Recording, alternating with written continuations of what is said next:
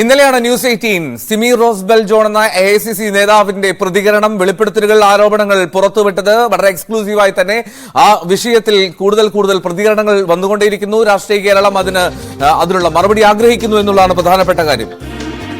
ലതിക സുഭാഷ് ഇപ്പോൾ നമ്മോടൊപ്പം ചേരുന്നുണ്ട്. ശ്രീ ലതിക സുഭാഷ്, ഈ സിമി റോസ് ബെൽ ജോണിന്റെ വെളിപ്പെടുത്തൽ ആരോപണം അവർ ഉന്നയിച്ച കാര്യങ്ങൾ ശ്രദ്ധിച്ചിരുന്നു? ഞാൻ ഇന്നലെ വിളിച്ചിരുന്നു. അന്നേരം ഞാൻ ഒരു മീറ്റിംഗിലായിരുന്നു.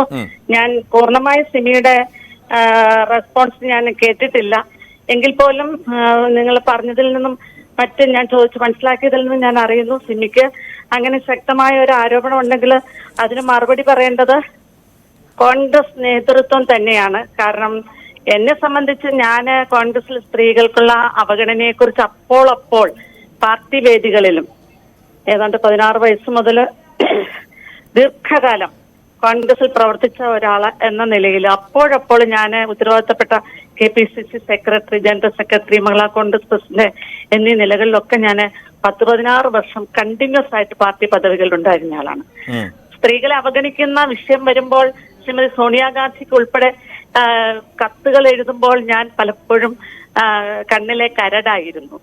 അകത്ത് വാദിച്ചിട്ട് രക്ഷയില്ല എന്ന് കണ്ടപ്പോൾ പുറത്ത് പ്രതികരിക്കുമെന്ന് അന്നത്തേക്ക് PCC അധ്യക്ഷനോടും മുതിർന്ന നേതാവ് ശ്രീ AK ആന്റണിയോടും പറഞ്ഞിട്ടും ഫലമുണ്ടാകാത്തത് കൊണ്ടാണ് ഞാൻ വാക്ക് പാലിച്ചത്. മഹിളാ കോൺഗ്രസിന്റെ അധ്യക്ഷന്മാർക്ക് കാലാകാലങ്ങളിൽ കൊടുക്കുന്ന seat, KSU president, youth Congress president, Mahila Congress president.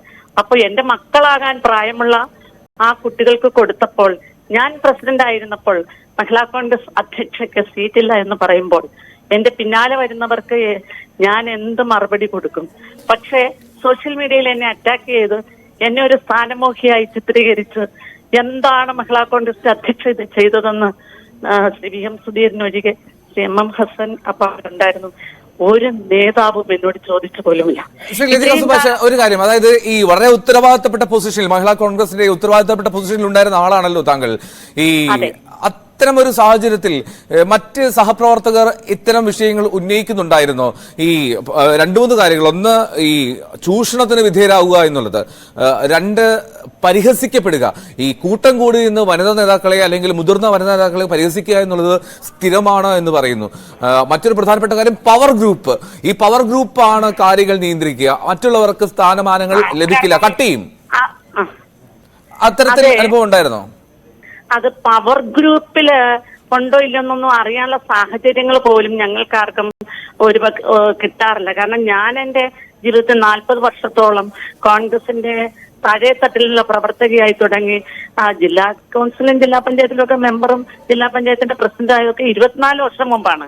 അതിനുശേഷം വരുന്ന ഈ MLA പദവി, MP പദവി, തിരുവനന്തപുരം, അങ്ങനെയൊക്കെയുള്ള കാര്യങ്ങൾ ഞങ്ങളൊക്കെ ജനങ്ങളുടെ ഇടയിലാണ് എപ്പോഴും. ഇപ്പൊ ഈ മഹിളാ കോൺഗ്രസിന്റെ പ്രസിഡന്റ് ആയിരിക്കുമ്പോൾ ഇടുക്കി ജില്ലയില് ഒരു വിഷയം ഉണ്ടായാൽ, അവിടുത്തെ മഹിളാ കോൺഗ്രസിന്റെ ഒരു പ്രവർത്തകയ്ക്ക് വിഷയം ഉണ്ടായാൽ ഞാൻ അങ്ങോട്ട് ഓടിച്ചില്ല. അതിനപ്പുറത്തൊരു രാഷ്ട്രീയം എനിക്കില്ലായിരുന്നു. പക്ഷെ ഞാൻ പ്രതികരിച്ചത് മാത്രമാണ് ലക്ഷക്കണക്കിന് ആളുകൾ കണ്ടതും ഒരുപാട് ചാനലുകളുണ്ട്. അപ്പൊ എന്നെ ഒരു സ്ഥാനമോക്കിയായി ചിത്രീകരിച്ച് എന്നെ ഉൾപ്പെടെ സോഷ്യൽ മീഡിയയിൽ അപഹസിക്കുവാനുള്ള നേതൃത്വം കൊടുത്തത് എന്നെ അറിയാവുന്നവരല്ല. പക്ഷെ അത്തരത്തിലുള്ള സൈബർ ആക്രമണം ഉൾപ്പെടെ ഞാൻ ഉൾപ്പെടെ നേരിട്ടിട്ടുണ്ട്. നിങ്ങളൊന്ന് പഠിച്ചു നോക്കൂ. മഹിളാ കോൺഗ്രസിന്റെ ഓൾ ഇന്ത്യ പ്രസിഡന്റുമാരായ 2 പ്രശസ്ത വനിതകൾക്കുണ്ടായിട്ടുള്ള ദുരനുഭവം. ശ്രീമതി റീത്ത ബഹുഗുണ ജോഷി UP കോൺഗ്രസിന്റെ അധ്യക്ഷ വരെയായിരുന്നു. ശ്രീമതി ഷാനിമോൾ ഉസ്മാൻ പ്രസിഡന്റായിരിക്കുമ്പോൾ ഓൾ ഇന്ത്യ മഹിളാ കോൺഗ്രസിന്റെ അധ്യക്ഷയായിരുന്നു. അവർക്ക് ഉണ്ടായ ഒരു അവഗണന കാരണമാണല്ലോ ഒരു മറ്റൊരു പാർട്ടിയിലേക്ക്, BJPയിലേക്ക് പോയതും. അതുപോലെ തന്നെ മുൻ കേന്ദ്രമന്ത്രിയും മുതിർന്ന കോൺഗ്രസ് നേതാവുമായിരുന്ന ശ്രീ സന്തോഷ് മോഹൻ ദേവിന്റെ പുത്രിയാണ് ശ്രീമതി സുസ്മിത ദേവ് സിംഗ്. ഇപ്പൊ MP രാജ്യസഭയിലാണ് അവര്. നേരത്തെ MP ആയിരുന്നു. അവർ മഹിളാ കോൺഗ്രസിന്റെ, ഞാൻ അധ്യക്ഷയായിരുന്നപ്പോൾ ഓൾ ഇന്ത്യ മഹിളാ കോൺഗ്രസിന്റെ പ്രസിഡന്റ് ആയിരുന്നു. മഹിളാ കോൺഗ്രസിന് ഇന്നത്തെ ശൈലിയിൽ ഒരു ഫ്ലാഗ് ഉൾപ്പെടെ പ്ലാൻ ചെയ്തത് ശ്രീമതി കുമാരി സുസ്മിത ദേവ് സിംഗ് ആണ്.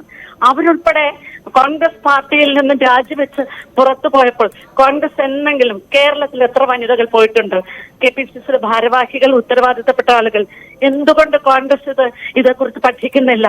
അപ്പൊ അത്തരം ഇത്തരം അനുഭവം ഞാൻ എന്റെ ഒപ്പം ഞാൻ പ്രസിഡന്റ് ആയിരിക്കുമ്പോൾ എന്റെ ഒപ്പം ഒരു വനിതയ്ക്ക് ഒരു വിഷയം ഉണ്ടായാൽ ഞാൻ അതിൽ ഇടപെടുവാനും പരമാവധി അവരെ ചേർത്ത് നിർത്താനും ഞാൻ ശ്രമിച്ചിട്ടുണ്ട്. അതൊക്കെ കൊണ്ട് പലപ്പോഴും ഞാൻ പലരുടെയും കണ്ണിലെ കരടായി മാറി. അതുകൊണ്ട് തന്നെ ആയിരിക്കാം ഞങ്ങളെപ്പോലെയുള്ള ആൾക്കാരെ പാർട്ടി പലപ്പോഴും മാറ്റി നിർത്തിയത്. പിന്നെ എന്നെ സംബന്ധിച്ച് വളരെ ചെറിയ പ്രായം മുതൽ ഈ പാർട്ടിയിൽ വന്നതുകൊണ്ട് മറ്റ് ദുരനുഭവങ്ങളൊന്നും ഉണ്ടായിട്ടില്ലെങ്കിൽ പോലും ആർക്കെങ്കിലും ഉണ്ടായാൽ അതേക്കുറിച്ചും, അതുപോലെ സ്ത്രീകൾ ഇരിക്കുന്ന വേദിയിൽ ആരെങ്കിലും പണ്ടത്തെ കാലത്ത് പുരുഷന്മാരുടെ വേദിയും സദസ്സും ഉള്ളപ്പോൾ പറയുന്ന ഭാഷ പറഞ്ഞാൽ പോലും അപ്പോഴേ പ്രതികരിക്കുന്ന സ്വഭാവമായിരുന്നു എന്റേത്. അപ്പോ ഇതൊക്കെ പലപ്പോഴും ഞങ്ങളെ പോലെയുള്ള ആളുകൾക്ക് അവസരം നിഷേധിക്കാനും ഒക്കെ കാരണമായിട്ടുണ്ട്. അതുകൊണ്ട് പവർ ഗ്രൂപ്പ് ഉണ്ടോന്ന് എനിക്ക് അറിയില്ല. കാരണം ഞാൻ പവറില്ലായിരുന്നല്ലോ.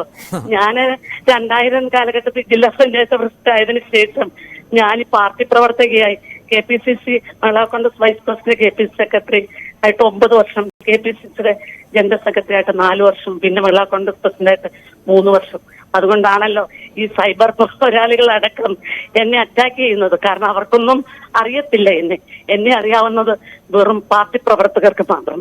അപ്പോ എന്തായാലും കുമാരി ക്ഷമിക്കണം, ശ്രീമതി സിമി ഓസ്ബൽ ജോൺ പറഞ്ഞ അവരും 91 ജില്ലാ കൗൺസിൽ മുതൽ ഉണ്ടായിരുന്ന കോൺഗ്രസിൽ പ്രവർത്തിക്കുന്ന KSU യൂത്ത് കോൺഗ്രസിലൂടെയൊക്കെ കടന്നു വന്ന യൂത്ത് കോൺഗ്രസിന്റെ ഭാരവാഹിയൊക്കെ ആയിരുന്ന ആളാണ്.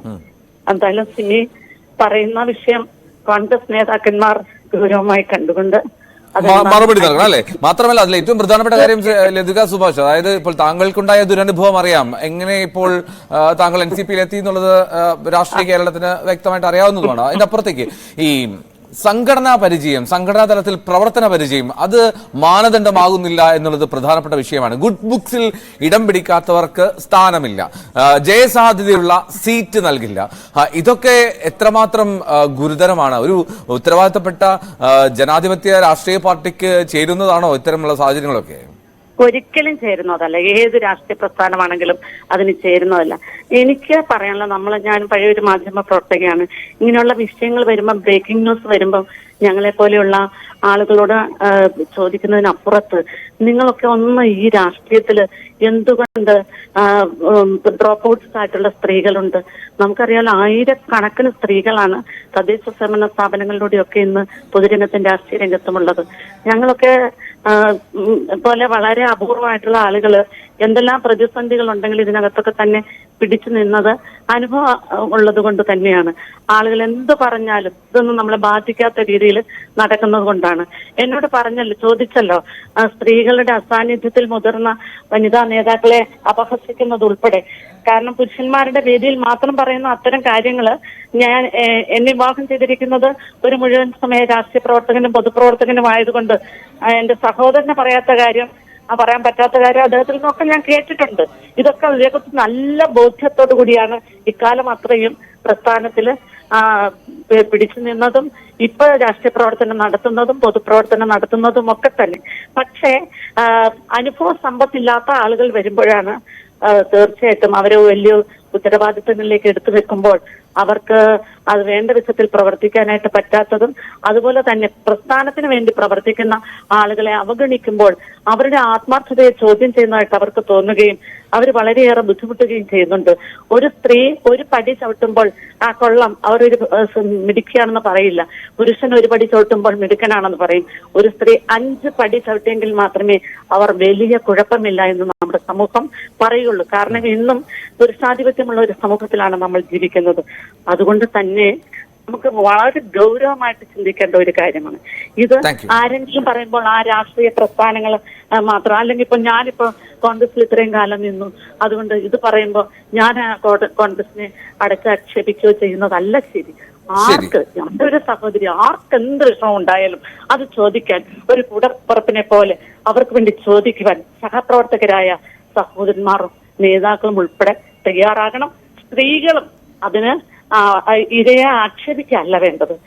എന്താണെന്നുള്ള വിധത്തില് സ്ത്രീകൾ ഉൾപ്പെടെയുള്ള സമൂഹം അവരോടൊപ്പം ഉറപ്പായും പ്രതികരിക്കണം. രാഷ്ട്രീയപരമായും അത് സംഘടനാപരമായുമായിട്ടുള്ള ഒരു കൈത്താങ്ങാണ് ഇത്തരം ആരോപണങ്ങളും പരാതികളും ഒക്കെ വരുമ്പോൾ വേണ്ടത്. പക്ഷേ ഇപ്പോഴും മൗനം തുടരുന്നു എന്നുള്ളതാണ് പ്രധാനപ്പെട്ട കാര്യം.